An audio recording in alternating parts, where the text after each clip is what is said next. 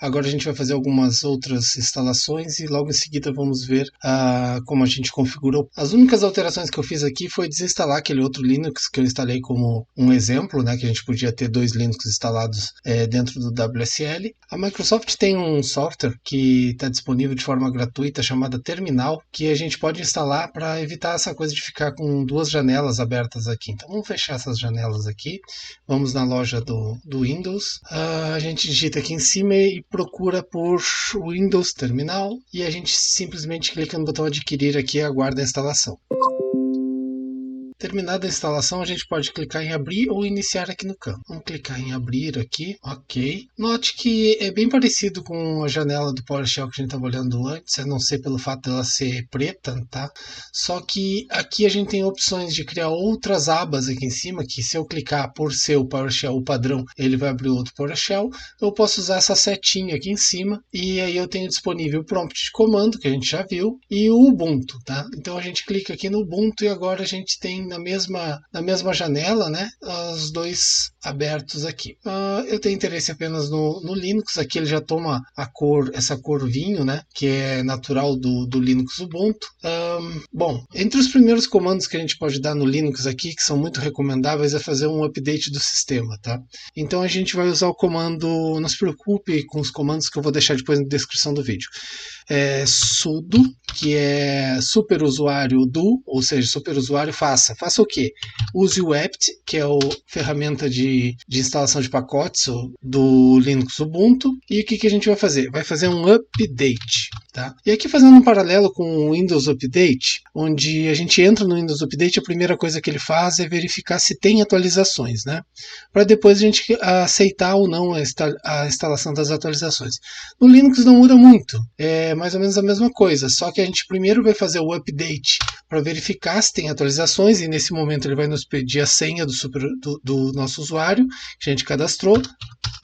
Eu vou colocar aqui, tá? E ele vai verificar. Provavelmente ele não vai encontrar nada porque faz pouco que eu atualizei esse Linux. Mas é importante a gente fazer isso, é muito recomendável. Então, outro comando que a gente pode rodar depois desse aqui é verificar quais são os aplicativos que podem ser atualizados, né? Então a gente pode usar basicamente quase o mesmo comando, né? Só apaga o update aqui e a gente bota list upgrade, tá? E aqui ele vai dar uma lista. Aqui ele listou, como faz pouco que eu fiz a atualização, como eu tinha comentado, não tem nada para atualizar. Mas se tivesse para atualizar, a gente teria que rodar sudo apt upgrade. Ok, ele iria pegar a lista e fazer a atualização. Notem que ele não fez nenhuma atualização porque já estava tudo instalado. Bom, próximo passo aqui é a gente verificar o Python, tá? Então, se a gente... Vamos voltar lá no PowerShell. A gente escrever aqui Python, tá? Ele vai dar, provavelmente, me dar a opção de instalar o Python, porque não vem instalado no Windows, tá? Eu não quero instalar no Windows, a gente optou por instalar no WSL, tá? Outra opção que pode dar para vocês aí é dar um erro, dizer que o comando não foi encontrado, tá? Mas se a gente rodar esse mesmo comando no Linux, Python, tá? Ele também vai dar um erro aqui, ó, só que ele vai dar um erro diferente. Por quê? O Python sempre foi nativo, eu acho, não sei se sempre, mas a versão 2 do Python era nativa, ela vinha instalada junto com o sistema operacional, junto com o Linux Ubuntu. Eu acho que com os Linux de forma geral. E quando houve a versão 3, eles deram um novo nome, Python 3, para rodar dentro do Linux. Com o tempo, as pessoas pararam de usar o Python 2 e o Python 3 virou padrão. Então, se a gente digitar simplesmente Python aqui, ele não vai reconhecer. Se a gente digitar Python 3, ele... Python 3, ele vai entrar no Python, tá? Ele vai dizer aqui que está na versão 3.8.10, vai entrar no Python e mudou o cursor, porque nesse momento aqui a gente está no terminal do Python, a gente pode fazer comandos Python aqui dentro, tá? Eu posso dar um comando aqui, por exemplo, botar uma variável A igual a 1, B igual a 2, tá? Eu posso fazer aqui print A vezes B.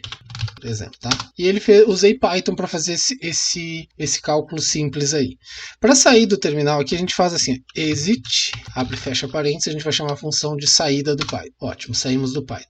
Se vocês notarem um pouquinho mais aqui em cima, quando a gente digitou Python, ele deu uma opção para a gente, ó. Vai colocar sudo apt install. E aí a gente pode copiar e colar daqui, ó, não tem problema nenhum. Deixa eu aqui, a gente pode copiar com Ctrl V ou com o clique do botão direito do mouse.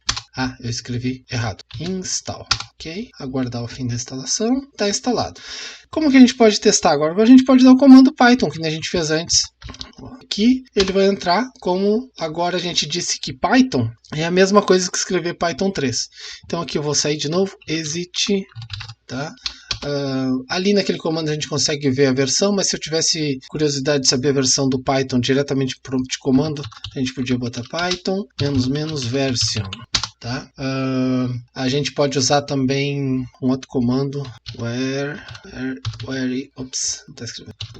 is Python. A gente pode usar esse outro comando para verificar o caminho onde está o Python. Tá? Então aqui ele deu o caminho que o Python está no SRBin Python, o SRBin Python 3.8, SRlib Python 2.7, outra versão que tem, o lib 3.8, todos os locais. Tá? É interessante ver que o WSL também ele faz uma ligação, estou vendo aqui por essa pasta MNT, eu vou até mostrar aqui só por curiosidade, ele faz uma integração com o Windows que é bem interessante. Tá? Então aqui, ó, dentro do explorador de arquivos, eu tenho aqui o meu computador, que vai aparecer aqui o C, a unidade de DVD, e aqui eu tenho Linux. Se eu acessar esse Linux aqui, ele vai me deixar entrar e ver as pastas do Linux, inclusive a pasta onde a gente está, o home user, tá?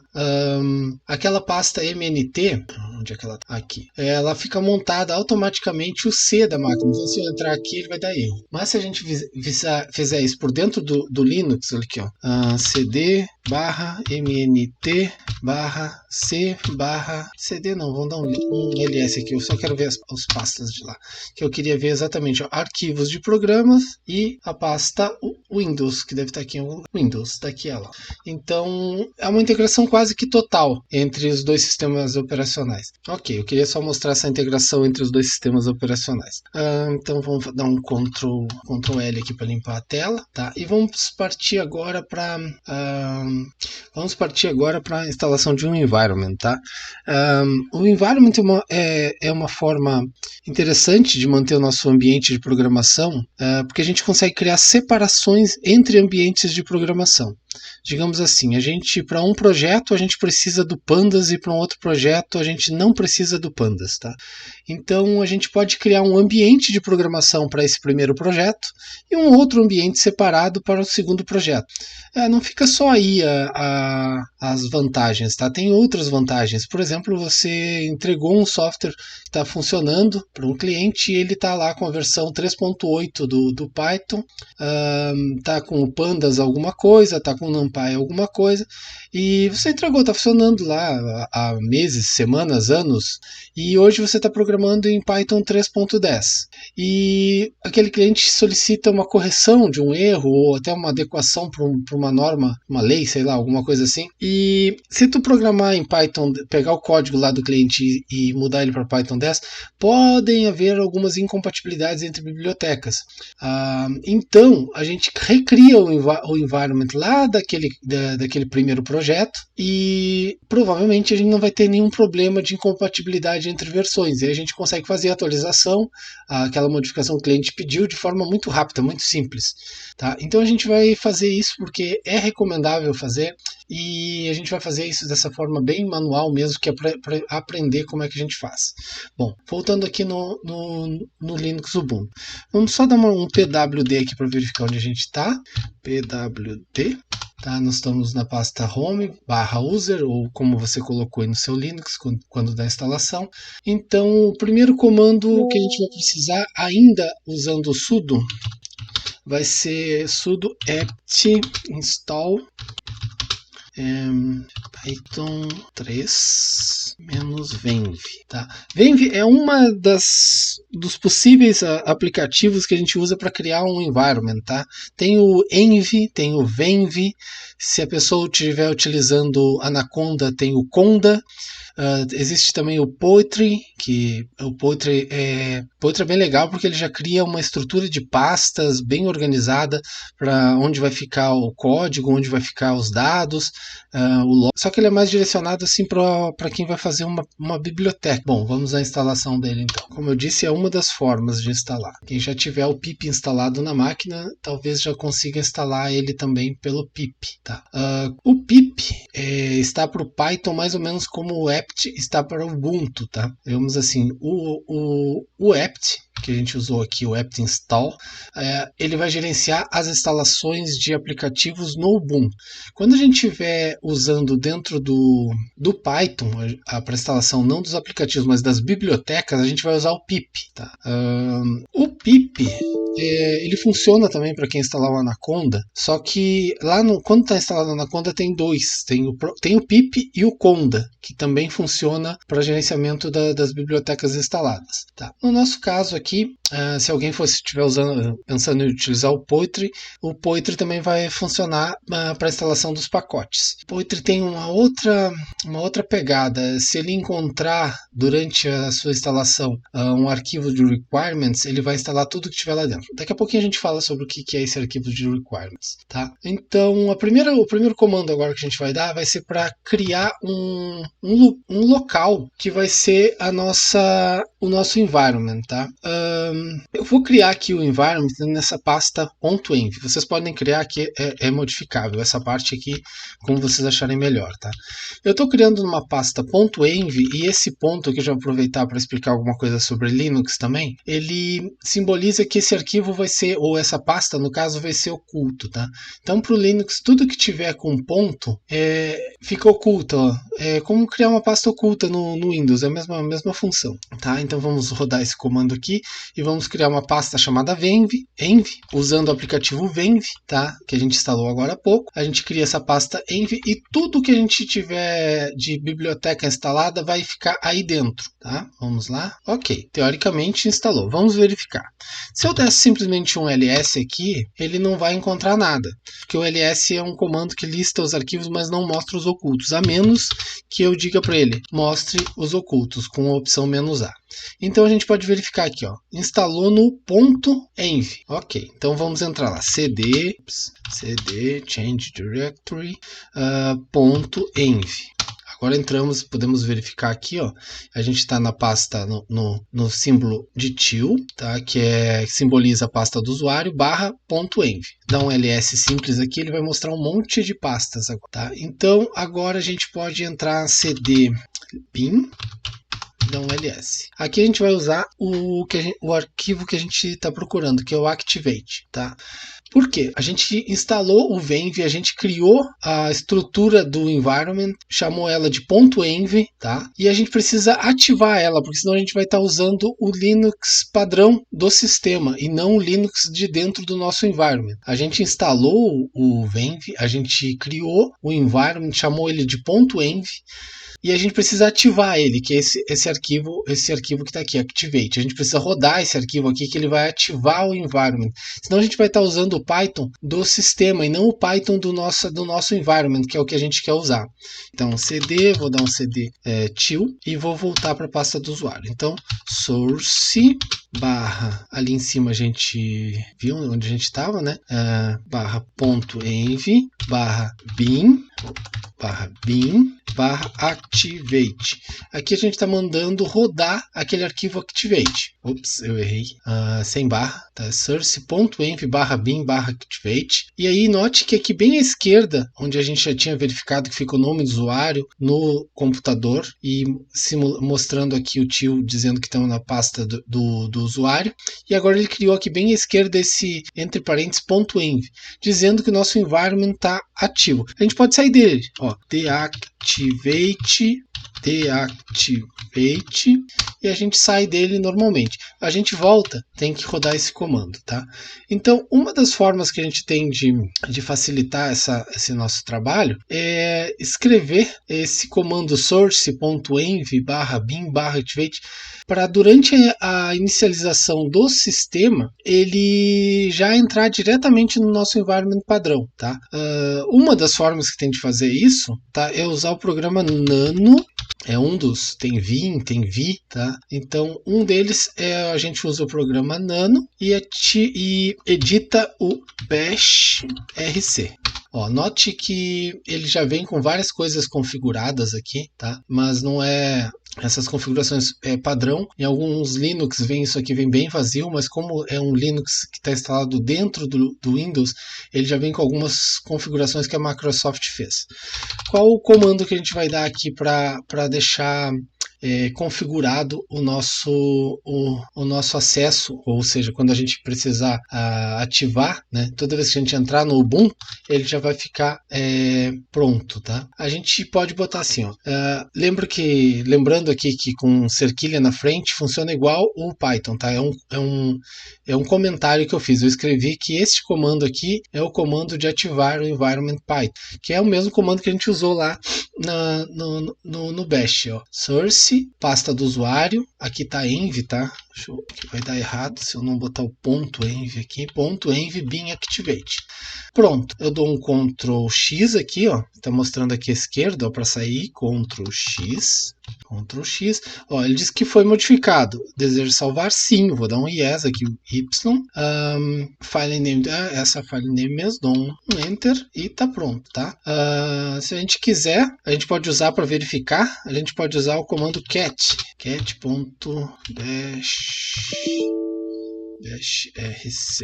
Ó, e aqui ele vai mostrar todo aquele comando que a gente viu antes, né? Só que ele só vai mostrar na tela. A gente não vai conseguir editar. Então, o cat, vemos aqui tudo. E tá aqui, source bin activate, tá? Deixa eu ver aqui. A gente vai deactivate. Vai sair dele só para testar. E vamos fazer um exit aqui. Acho que é suficiente. E saímos do Ubuntu e voltamos para o PowerShell. Vamos lá e vamos abrir o Ubuntu novamente. E ele automaticamente agora habilitou o nosso environment. Era isso que a gente queria, tá? Então, agora que a gente tem já os primeiros, o Python instalado, o Python modificado de Python 3 para Python, a gente já criou o nosso environment, a gente pode voltar e rodar novamente aquele comando. Deixa eu voltar aqui e procurar ele. Where is... Vai ser mais fácil escrever. Não, tá aqui. Where is Python, tá? Então agora, ele, além de encontrar todos aqueles que ele tinha mostrado antes, ele vai mostrar aqui .env bin Python, que é um outro lugar agora onde tem Python, que a gente vai estar usando porque a gente está com o environment ativo aqui mostrando bem à esquerda, tá? Então, primeira coisa que a gente vai começar, vamos usar o pip, pip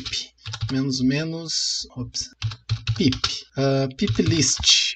Ó, o pip list. Agora ele está mostrando aqui que os pacotes que estão instalados no nosso environment é apenas o pip e quase que nada mais. Tá? Então vamos começar instalando, vamos usar o pip install NumPy.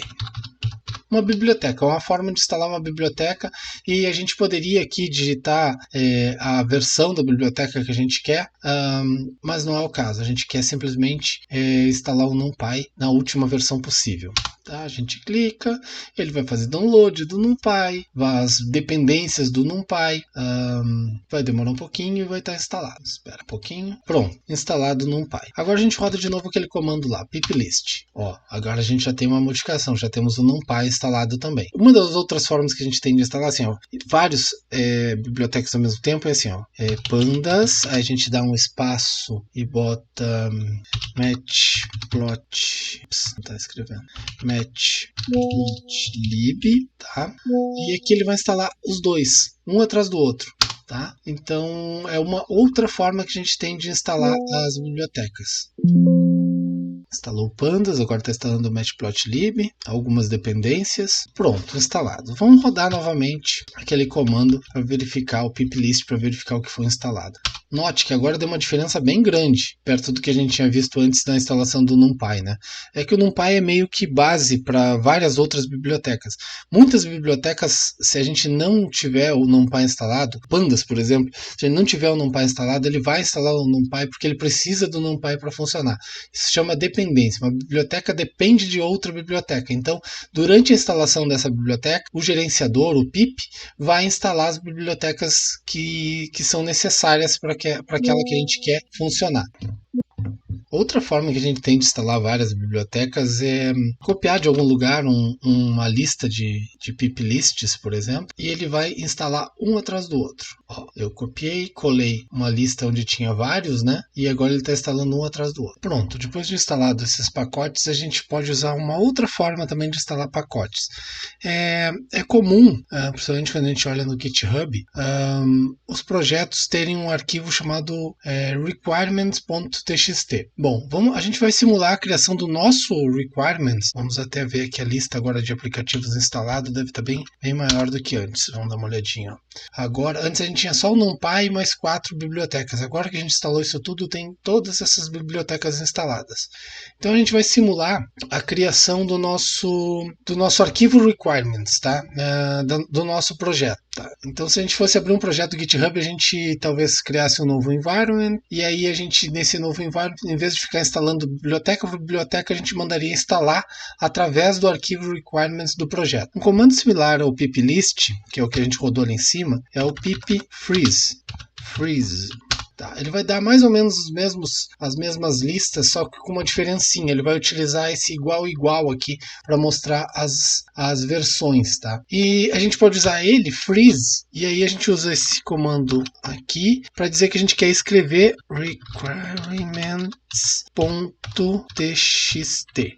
A gente quer fazer aquela saída que desenhou ali na tela com todas as bibliotecas igual e a versão delas, usar esse comando para mandar essa saída para um arquivo. Então, em vez de escrever em tela, ele vai escrever nesse arquivo, requirements.txt. Olha lá, escreveu. Então, vamos dar um ls aqui para ver. Ó, temos requirements.txt na nossa pasta. Se a gente der o cat aqui, aí eu dou um tab aqui para escrever sozinho. Ó, ele tem exatamente o que tinha saído na tela antes no arquivo. Então, digamos que a gente tenha baixado um projeto do GitHub, alguma coisa, lá tinha um arquivo requirements. A outra forma que a gente tem de instalar através do pip install, a gente usa assim, ó, pip install, vou pegar ele aqui de cima para facilitar minha vida, aqui, e aí a gente vai dizer -r, tá? Que a gente, esse comando a gente pode ir lá no ajuda do pip, ele quer dizer que a gente vai instalar através de um arquivo de requirements.txt, e dá um enter. Aqui é claro que não vai instalar nada, ele vai dizer que tudo está satisfeito, porque a gente está tentando instalar exatamente